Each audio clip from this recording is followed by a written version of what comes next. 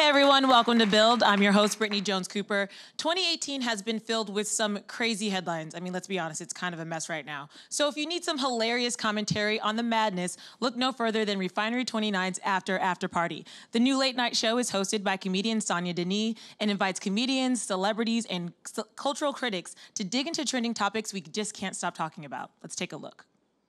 Hi, I'm Sonia Denis, and this summer I'm kicking off my After Party. After the news breaks the internet, we chop it up. What are top 2 things you think people are talking about in 2018? Kanye West has been acting crazy. Kanye's crazy. Ariana Grande. Ariana Grande. Big energy. Hello, I'm Diddy. Kim. Drake. Politics, we're talking about like social issues. Definitely Trump. You went out, and now you're having an after party. You're inviting people back. You have to choose one. Paul Ryan or Macho Man Randy Savage, the wrestler. Paul Ryan, he's cute. What? You don't think Paul Ryan is cute? No. Dropping every weeknight on Facebook Watch. Everyone put your hands together for Sonia Denis. Hey. Welcome. Thank you for having me. Yeah, you know, I got to watch a couple episodes of the show because you just launched a few weeks ago, like August 14th. I think we've done, what is time? 3 weeks worth of shows? Yeah. So I've watched maybe 5 or 6, and I love them first because it's 15 minutes. Yeah, so short. Yeah, so was that intentional? Like, we're going to give you all this goodness, but we're going to make it easy to... Yeah, we wanted to have like a PBS news hour, but it's like the internet, so we knew like on Facebook, you're not really going to sit and watch something super long. Plus, it kind of like, it forces us to just have the hits and the edit, because we shoot about like an hour, so then every day it's whittled down to 12 to 15. Yeah, and you can feel that because it just feels like the best. Like like you never kind of stop laughing, which is fun. Awesome. Like you don't have to wait for it. Oh no, this is going to be constant entertainment for 15 minutes. Nice. So what's it been like for you to do a host a show? Because that's new for you, right? No, absolutely. I started doing stand-up, so it was like, stand-up obviously is very different. It's more solitary, you know, you go, you do your sets, everything is from me. So it's just been an interesting opportunity to like collaborate like with the writer's room and then the different producers.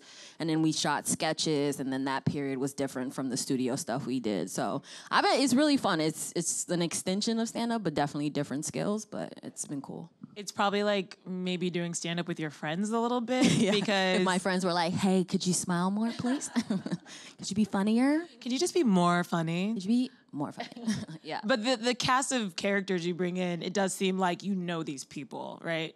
Oh Your yeah, a lot of them friends. Yeah, the people on the panel, a lot of them are like stand-ups in New York. The best, like it'll usually be like 2 people on the panel are stand-ups, and a lot of them I know, and then one person who's like actually smart, who's not just gonna like riff on something they saw on Tumblr. Yeah, so we're gonna talk about the societal implications of what Kanye said. Yeah. They're like gonna get deep, and the other person's just like, Kanye's a dick. Yeah. Like if we cite a statistic, they'll be like, wait, like the fact check us left. Yeah. And then I want to talk about the bartender a little bit. Connor, is that his name? Oh, yeah, that's Connor. Is he actually a buddy of yours? Because I feel like your guys' banter is really fun. Yeah, no, Connor is like my favorite white man. So when we needed someone for the show, he and I've known him from Chicago, and he's a stand-up too. So when we're thinking like, who should be the bartender? We kind of wanted to it was Julie Miller who created the show, her idea to like sort of flip the trope of like, usually the sidekick is an ethnic person and we make fun of that. With Connor, sometimes we joke about him being white, but he's like, it hurts me nothing. You know what I mean? Like he goes home, he watches Frasier, he's fine. So he's great. He's doing okay. Yeah. He's got a lot going for him. Yeah, he's very funny, he's tall, he has dimples, life is great, you know? He's really cute. Mm-hmm. Girl, I could hook you up, you sing. I mean, if you could, that'd be great. Connor, you watching? I'm not saying that I don't want you to. I'm saying I will do it though. Oh, great. You guys, you heard that right? Mm-hmm. Connor's gonna be watching. I'm gonna send him. Send me some headshots, girl. No, you cute. He knows now. Get her angles. Yes, stunning. So let's talk about the topics. Like I said in the intro, 2018, I mean, since Trump got elected, it's just everything kind of feels like it's a mess. So how do you guys kind of boil down what you're actually going to talk about? Because it just seems like there's just a constant barrage of insanity. Yeah, I think, the benefit for us, we feel like there's a lot of shows that kind of cover what happens daily, like yesterday night or this morning, this happened. So, and they do it well. So we kind of were like, where can we like carve out a niche for ourselves in a like oversaturated market. So what we try to do is talk, like we open Act 1 with some pop culture thing that happened, and then generally the topics we talk about are like high level things that are always relevant, like body trends and like, you know what I mean? Like now everyone wants to ass, and can you say that word? You can say whatever you want here. Beep. No. We're not beeping anything either. Really? Yeah, it's just full range.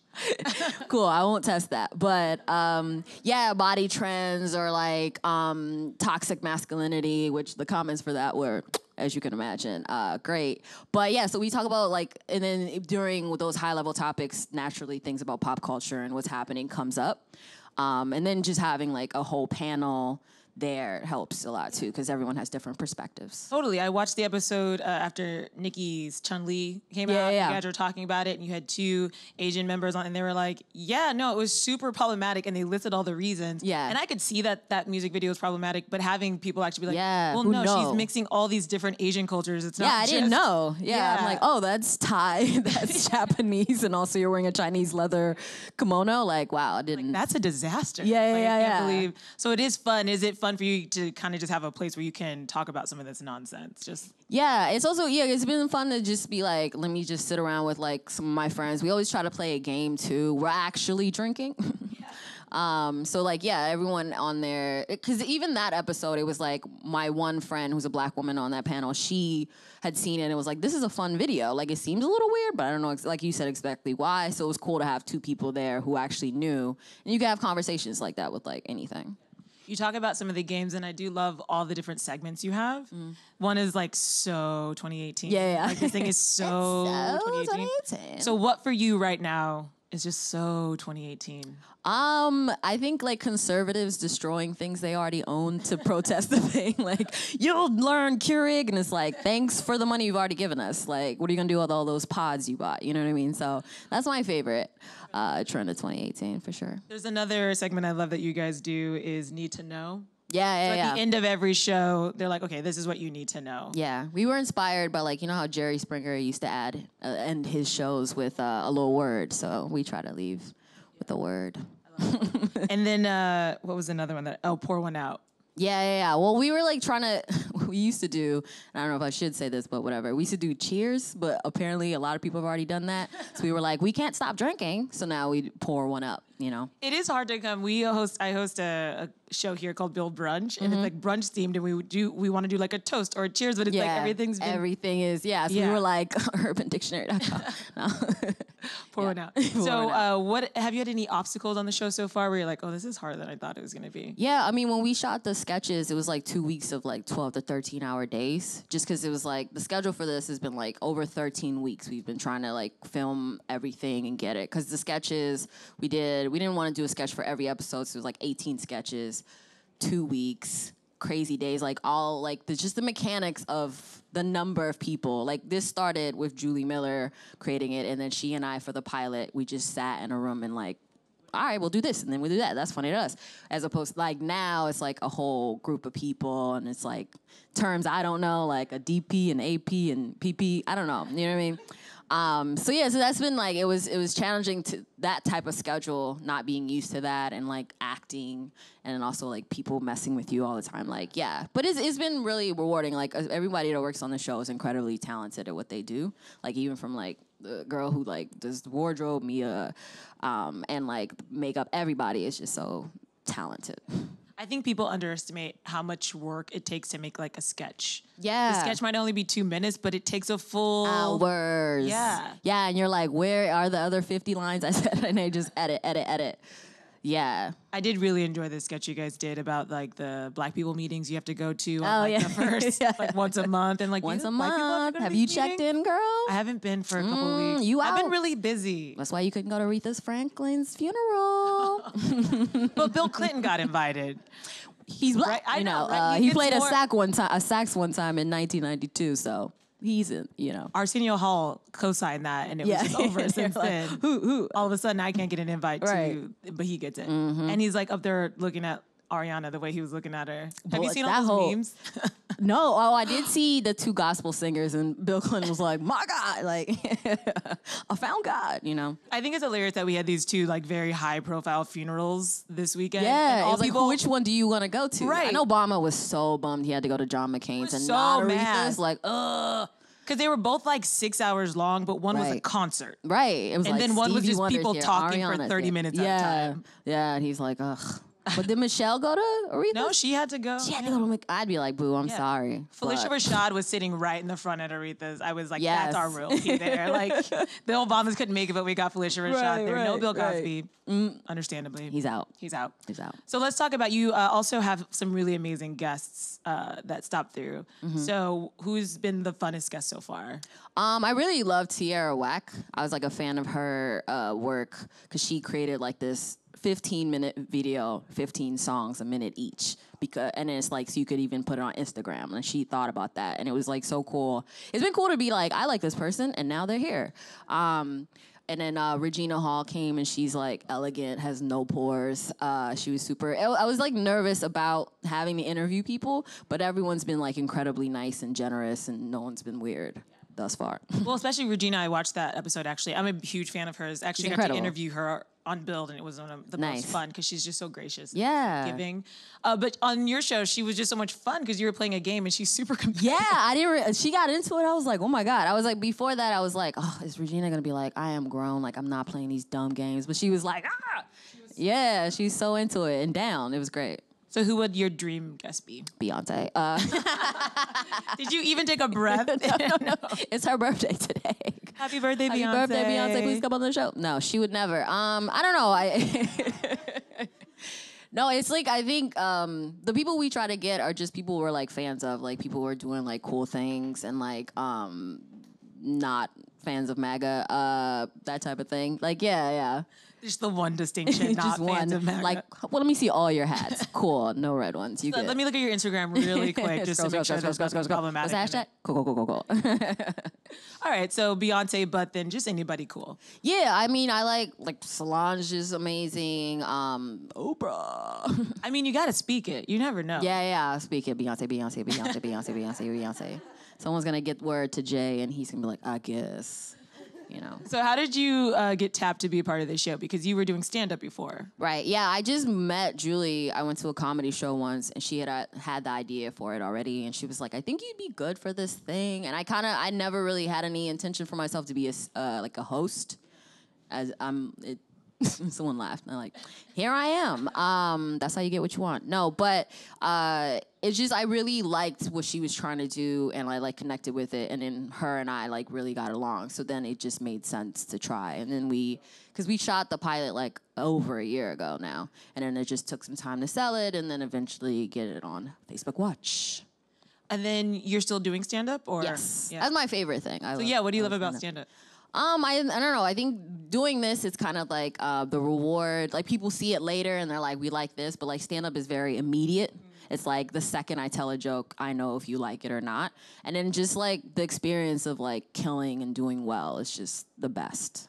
And bombing is also the worst. I was gonna say, how's bomb? Oh, it's like you want to like walk off stage and walk to JFK and get on a flight to Rwanda, you know? That's where I'm from. I'm not just throwing out countries.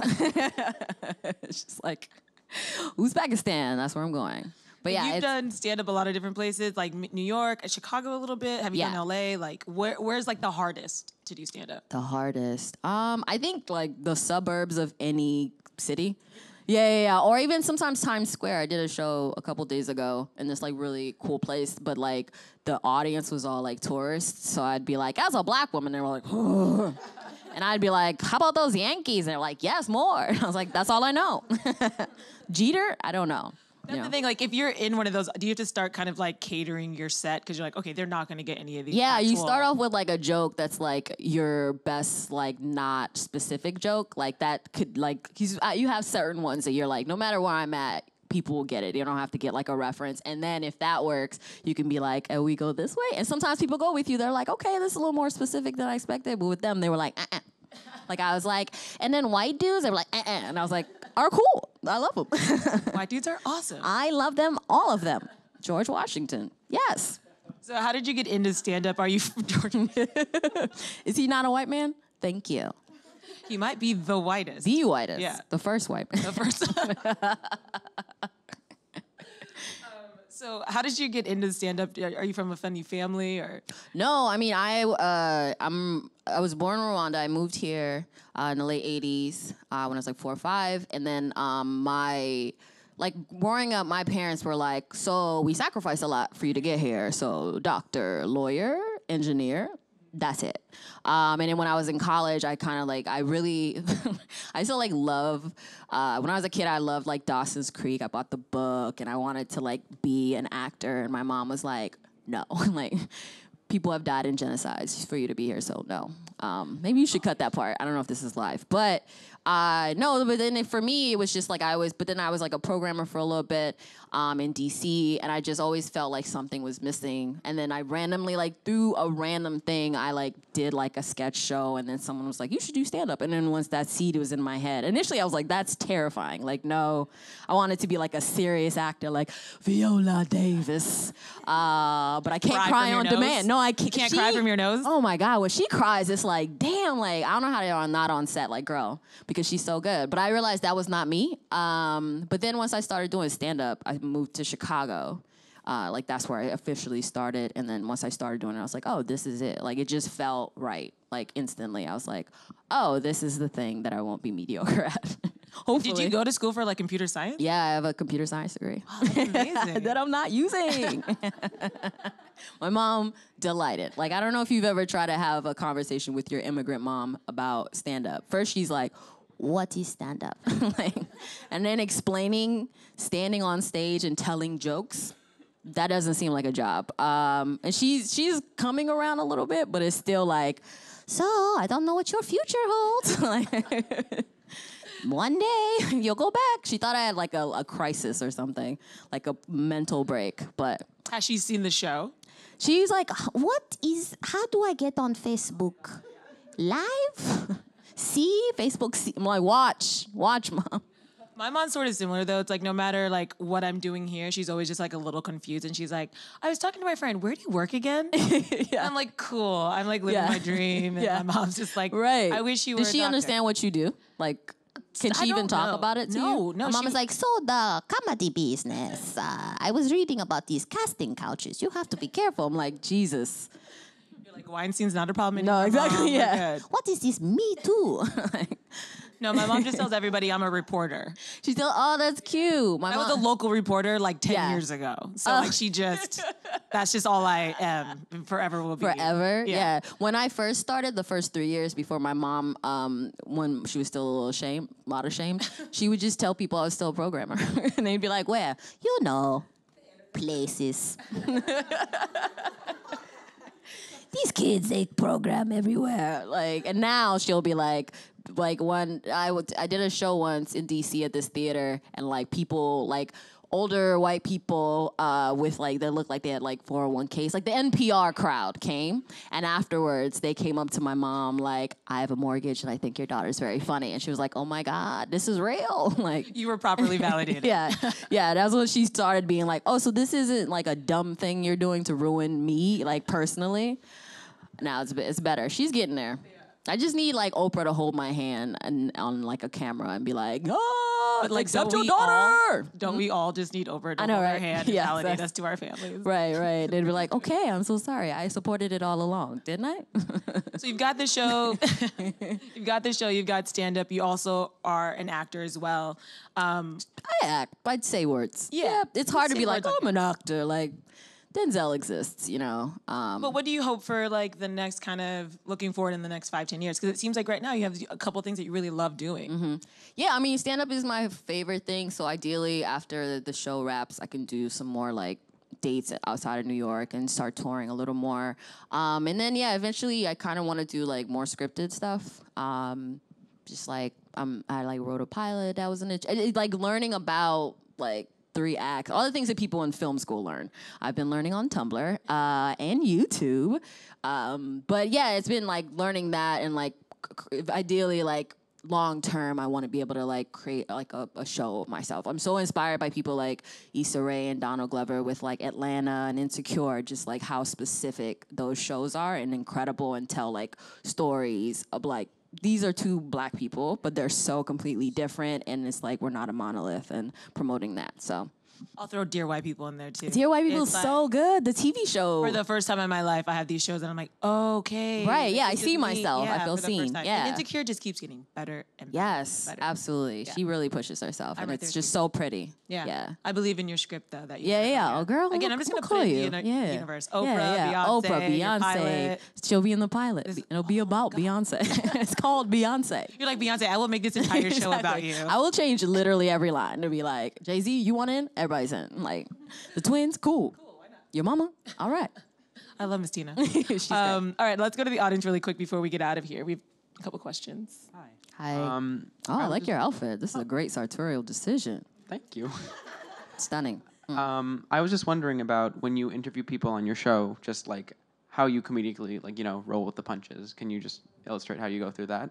Yeah, I mean, I think it's like I as a comedian, Wyatt Snack, he has like his own show, but he came on one of our early test shows and he told me like you just have to like try to connect with people because sometimes I'm just surprised like people will be nervous. And I'm like, really? Like here? But it's like a thing of if you sort of set up rapport with someone and find like something in common you have or a joke, then they calm down. I more importantly calm down, and then we're able to, because before I even do the interview, we have like prep and questions, but I still try to like make it personal, like what I like of theirs, whatever. Is that a good answer for you? Cool. Great answer. Thank you. And one more question. Hi. Hey. I was wondering who some of your comedic influences are. Yeah, I mean, I grew up watching like Comic View and like Def Jam, so like I love Chappelle, Earthquake, like Monique back in the day, not post Roseanne is not a racist Monique. Yeah, like Maria Bamford. I really like Patton Oswalt, Todd Barry. Yeah, just like of course Pryor and like Eddie Murphy. I used to watch that when I wasn't supposed to. Like Raw, like you watch Raw now, you're like, whoo, Eddie Murphy. Like you said a lot of hot words, hot takes, but still funny. I feel like people sleep on Maria Bamford. She's incredible. She's so funny. The first time I saw her, She's so weird. yeah, in a good way. Yeah, you see her and you're like, because it was like I saw a lot of men and also like that nightclub feel, which feels kind of canned. But she's someone who's so incredibly specific in her decisions and like how she delivers everything. And it was like, oh, I could be weird and do this and be a girl and not have to, you know, talk about specific things. Like she does whatever she wants. She talks about her mental health in like a just hilarious way. Yeah. There's this amazing vulnerability about her Yes. that you're just like, you want to just watch whatever she's doing. Right, Yeah. right. She has a special where the only audience members are her parents. Have you seen that one? Like that's like, She shot it like in their home or in something. their home And her with mom's the like baking cookies. piano. Yeah, it's so weird and Weird. incredible. Yeah, it's amazing. Yeah. Well, guys, After Party is honestly one of my new favorite shows. You can binge watch it, which is like the best part. You can watch like 5 or 6 at a time. Yeah, do it. So if you have some time today, just go check it out. And remind people where they can watch it.